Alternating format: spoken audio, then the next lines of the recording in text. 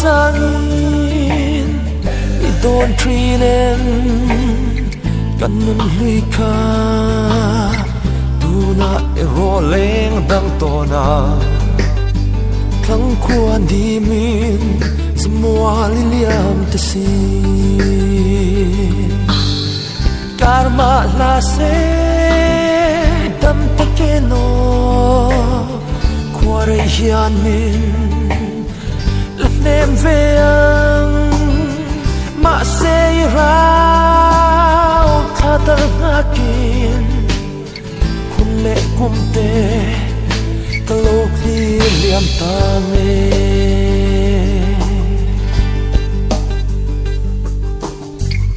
seleng song te thir vela nang ngang alung min dum tu hi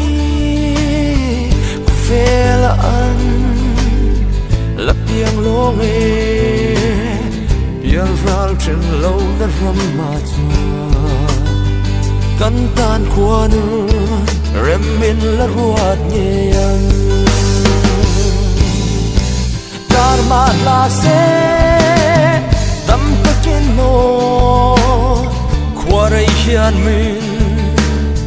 la nem ve yang ma se rao khatar ngakin hun le kumte talo khi liam tange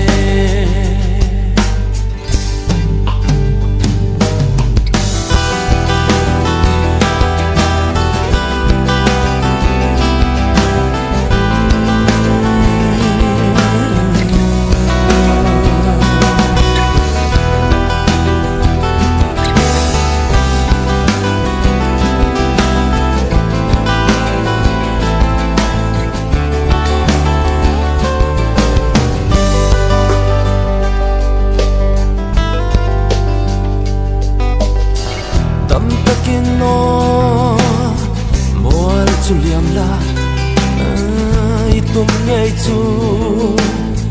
bua nang pomin chung khoan hoa in leng ula ma se kap ma ngai na che ngil bik lo la o fam I chan ma chuan karma la se dam takin no khwarai hian min lap nem veang ma se rao khatal khakin hun le kumte